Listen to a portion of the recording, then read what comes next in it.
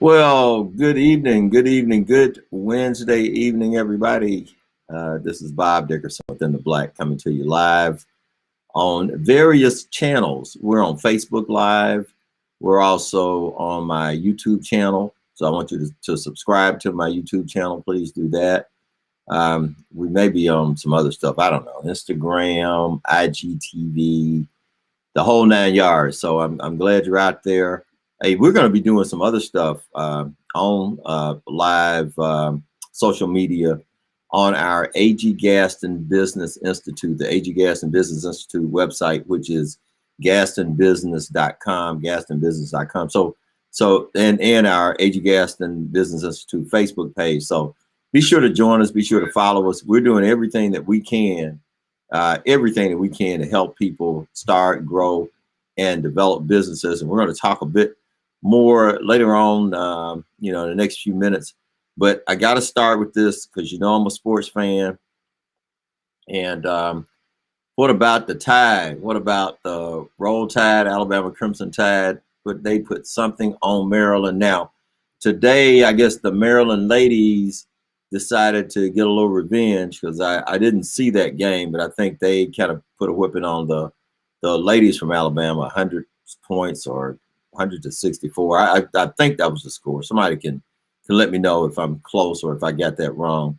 But anyway, congratulations. I was really, really concerned when they played on a Friday. I mean, I'll tell you the truth. I was concerned. I think that Rick Pitino, our owner's coach, did a really good job of keeping Bama out of rhythm, with slowing the game down at times, calling timeouts.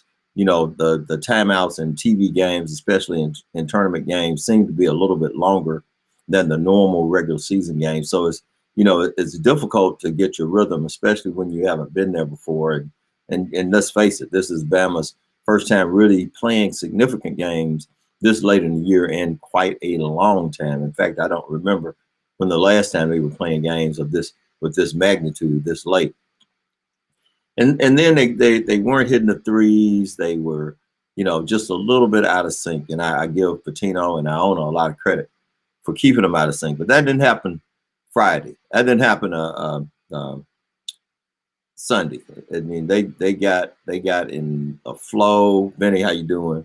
They got in a flow and they did really good. I was really proud of them. And so now they got a big matchup in the Sweet 16. That doesn't happen very often for Bama. Hey, Tamika, how you doing? So anyway, it doesn't happen very often. So we're really, really proud of the Alabama Crimson Tide. Hey, I mentioned that, what we do every day is try to help people who are in business, try to help people who want to go into business, or help people who want to grow. And so I want to make that offer to all of you, Buffy. If you're in business or you know someone who's in business, if you're thinking about starting a business, we help folks from every walk of life.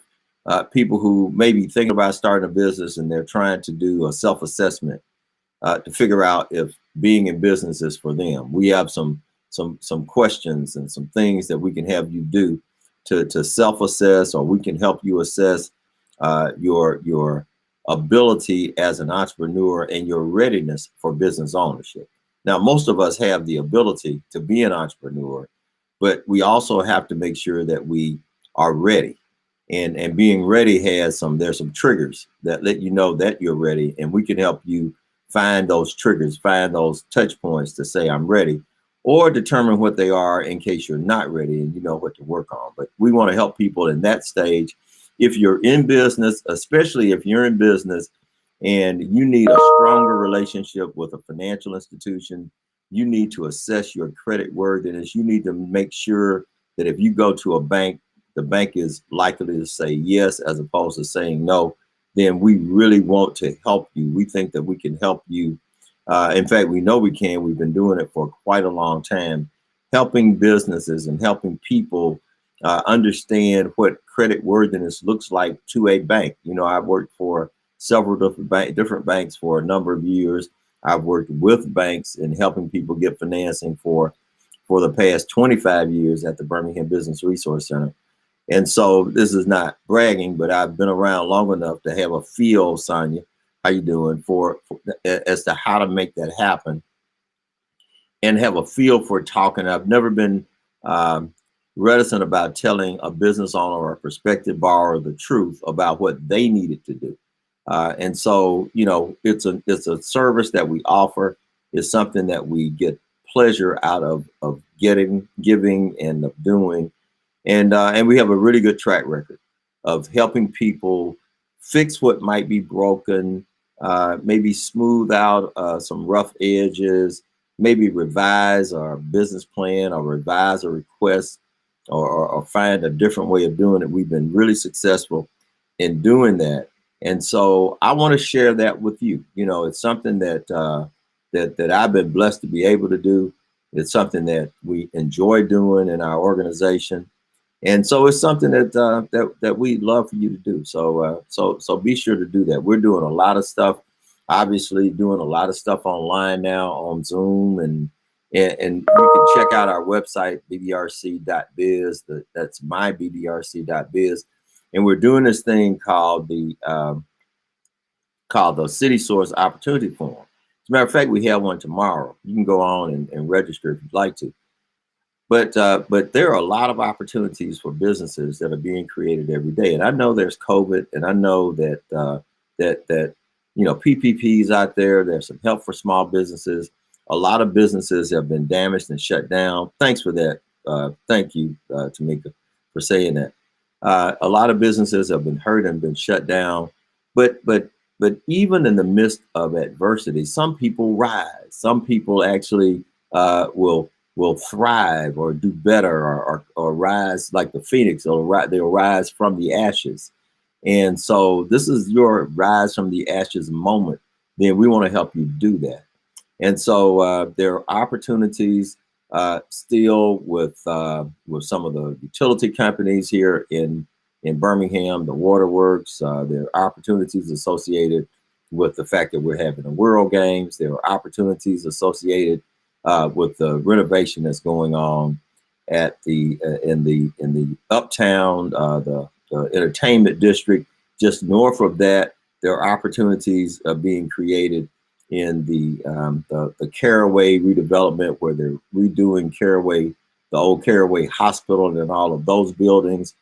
And there are about to be opportunities created with the Southtown project. So, and I could go on, but there are opportunities being created. And for once, and maybe not for once, but certainly right now, there is an emphasis on making sure that those opportunities are being shared with people that look like me and you. And most of the folks who look at me are people that look like me. And so let's not let the moment pass by, and let's not take advantage of the opportunity, pardon the pun, but I guess it's intended. The opportunity, the City Source Opportunity Forum, opportunities that are being created. We got one of my colleagues from the National Community Reinvestment Coalition, Irvin Henderson, will be on tomorrow. Irvin is developing the Ramsey McCormick building in Ensley. And if you know anything about Ensley, that's the 10-story building that's been sitting there for so long. It's actually now going to be about 4 stories. And if you ride by there, you'll recognize it, but it's lower. But Irvin is leading the Ensley district developers. That's one of the projects. There are opportunities for businesses and professionals associated with that project. And he's also working to renovate the Masonic Temple, which is downtown. Historic Masonic Temple. Both of these are historic buildings. And so there are opportunities perhaps for you and your business. And a lot of times we don't think, well, I don't do construction, and I'm not painting, and I'm not, but there may be opportunities even if you're a caterer, because guess what? The construction workers eat. Okay. And with the World Games, well, I don't know it much about the World Games.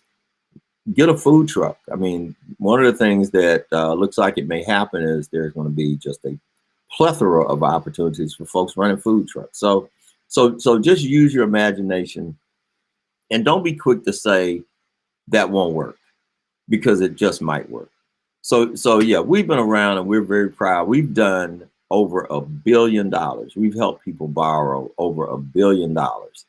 And most of the people that we've helped are people that needed our help.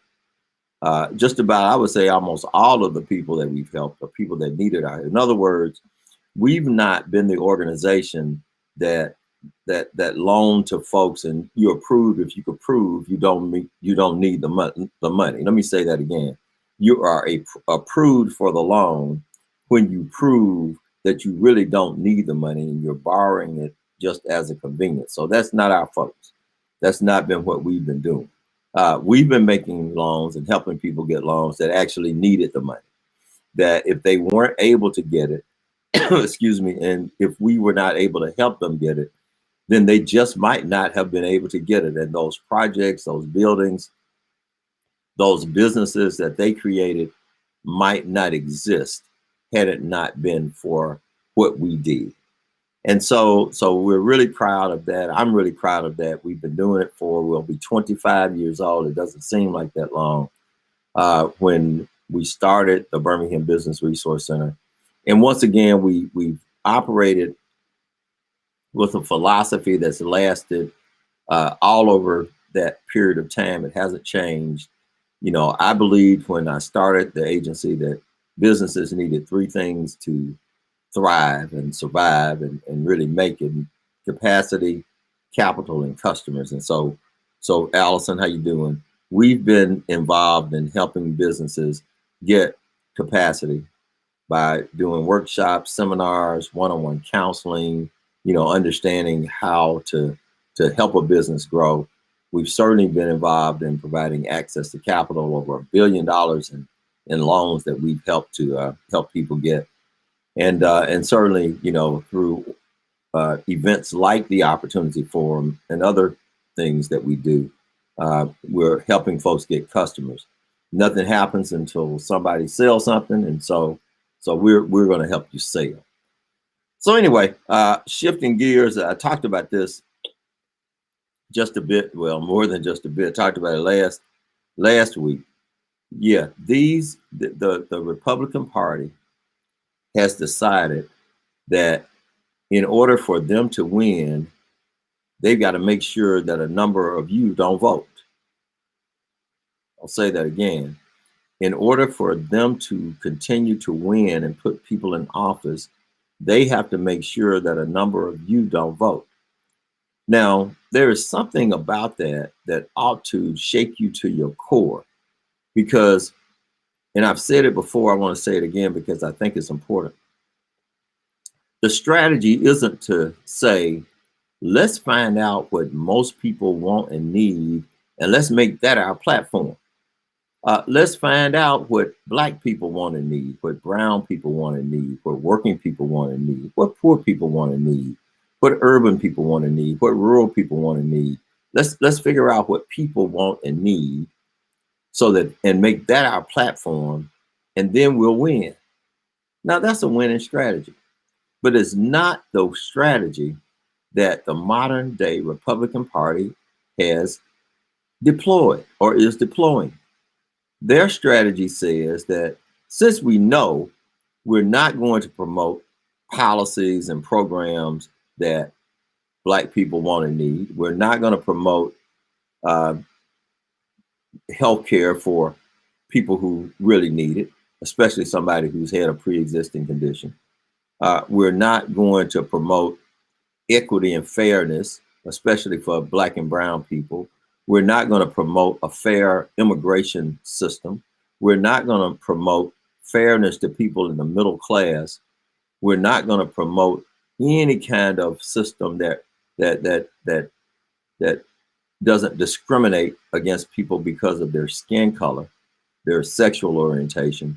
Then we want to make sure that these folks can't vote, because we know that our policies and programs and our platform doesn't favor them. And we know we're not going to do anything to try to change how we are. So the best thing for us to do is to make sure that they can't vote.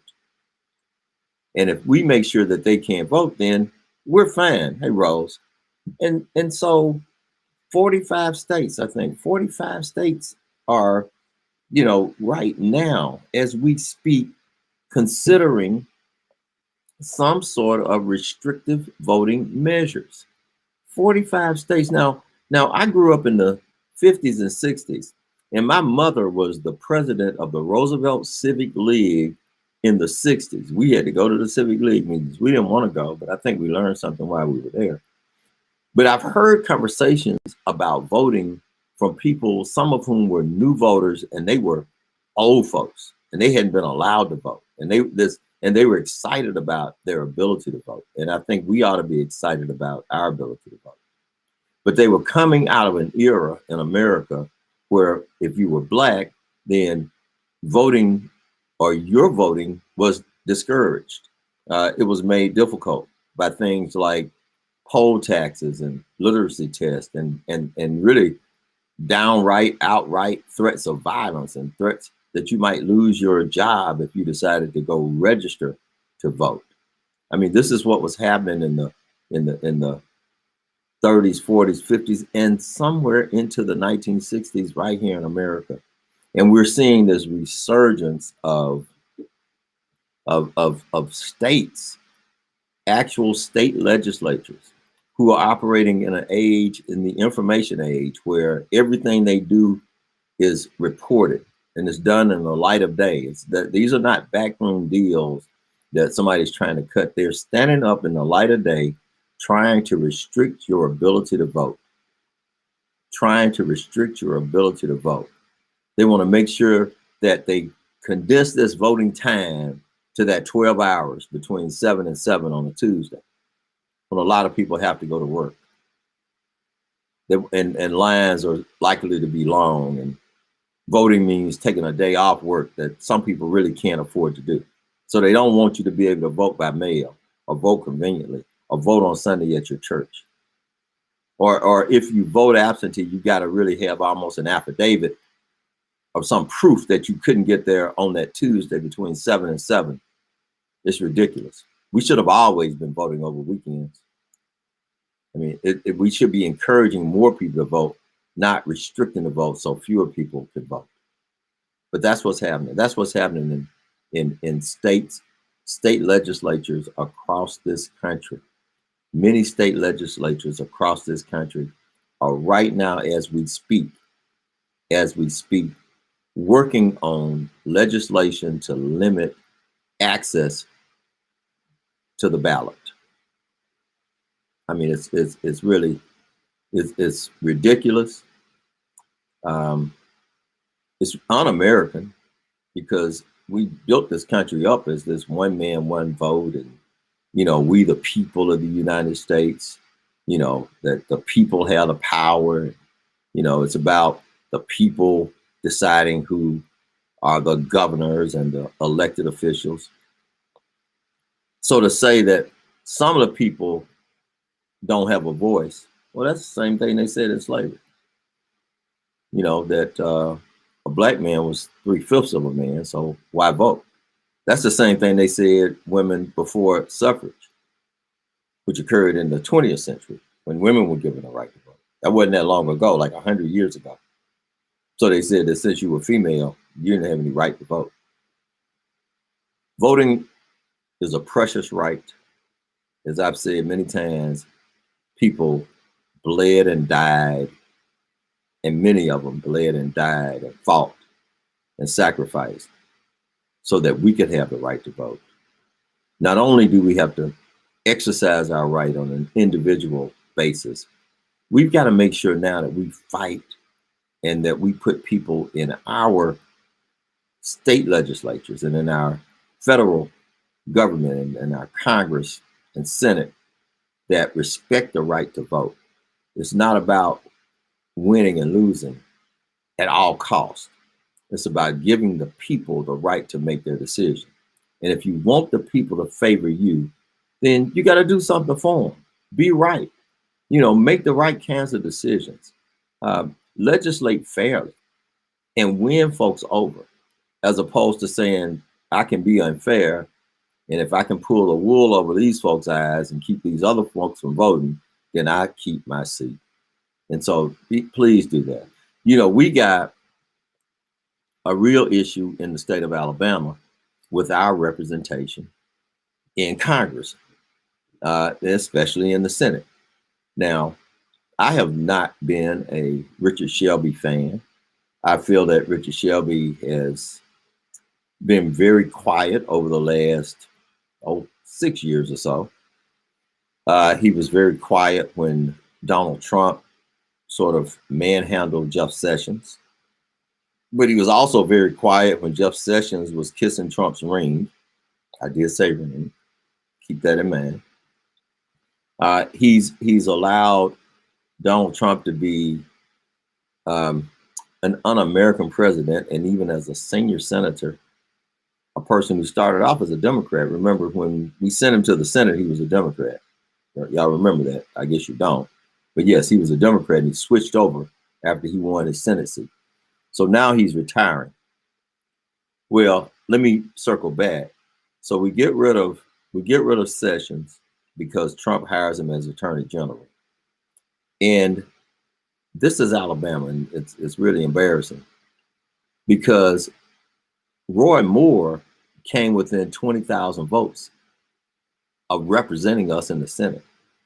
Roy Moore, accused pedophile, pretty much a rule breaker, somebody who is so self-righteous they just think that they're right about anything, and anything that doesn't go along with their viewpoint got to be wrong. Somebody who would have been an embarrassment to our state. Roy Moore almost won. Doug Jones won. And now we got a serious, real embarrassment to our state in Tommy Tuberville, ex-football coach, pretty successful at Auburn. But, you know, he had some issues with a lot of business dealings that didn't go very well. He was run off from Auburn. He was run off from Cincinnati and maybe another coaching job. And the people of Alabama, the poor folks from Alabama, elect this guy to the Senate. This is a guy who doesn't really have the background nor really the strength of character and intellect, in my opinion, to be in the Senate. But he's representing Alabama in the Senate. He's representing Alabama in the Senate. He'll be there for the better part of the next 6 years. Whatever you think, yes, he's a Republican, and a lot of folks that are a lot smarter than him and claim to be patriots and swear they love their state and this country voted for him. Then I have to question whether or not I question not necessarily their patriotism, but I certainly question their intelligence, their intellect, and I have to question, you know, their understanding of the fact that our representatives do just that. They represent us. And so he is not a good representative, in my opinion. So Shelby's not going to run again. So his seat's going to be open. And of all the people who have thrown their hat in the ring to say they want to be a senator from the state of Alabama is Huntsville's Mo Brooks. My God. So I was just thinking about, you know, all these politicians had these slogans. Well, I got a slogan. Is no, it can't be Mo. Okay, this is my slogan. No, it can't be Mo. This is the guy, remember, that stood up there before the riot on January 6th and said it's time to take names and kick ass. I'm surprised that he isn't being investigated, and if sedition charges are brought, he's certainly in line to be able to get some. This guy is, I was going to say he was George Wallace on steroids, but he might be Bull Connor on steroids. I mean, he is an overt right-wing member of the Congress who's hanging out with Steve Miller. Steve Miller, the architect of the Trump policy to lock up kids at the border. Somebody who, the architect of the Trump policy to have a Muslim ban, you know, on our airlines. You know, somebody who was with Trump, as he called black companies, S-holes. You know, this is who Mo Brooks is hanging out with. And it just really kind of makes you wonder, what's real? Is this the representative of the real America? Is this the kind of representative that real folks in Alabama really want? I mean, does Mo Brooks represent your viewpoint? Because if Mo Brooks represents your viewpoint, then I think you're a sad, sad person. And if Mo Brooks wins a Senate seat from the state of Alabama, on top of the fact that we just elected Tommy Tuberville, then we are a sad, sad state. Yeah, we can win in football. Roll Tide. I'm a Tide fan, and we're doing good in basketball. But when we start electing the likes of the Mo Brooks and Tommy Tubervilles and sending them to the Senate, then I really don't know what to say about us. I know that there is a reaction to the browning of America. But please, please, and I know that most of the folks that are looking at this can say that I'm preaching to the choir, but please, please try to influence someone else that may not look like you, that we can do better. We could have done better than Tuberville, and we certainly can do better than Brooks. And I'm not naive, and so I realize that chances are, unless Alabama really changes, a Republican is going to win. But there gotta be better people. There gotta be better people than Mo Brooks. There has to be someone better than an anarchist. There has to be someone better than someone who would say out loud that when Trump lost and Biden won, that it could start a civil war. What's this guy want? So listen, if you don't vote, then I don't know what to say about you. The only thing I would do is I will ask you to make sure you do. Stand up for your rights, especially your right to vote. Make sure that others do. Make your voices heard. This is not a time to be silent. This is a time to be vocal. So, hey, that's what I got today. Remember that you can follow me on Facebook, on LinkedIn, on Twitter at B Dickerson Jr. You can subscribe to my YouTube channel. I'd like to know what you think. Stay in touch. Be in touch. Be well. God bless you. Have a good evening.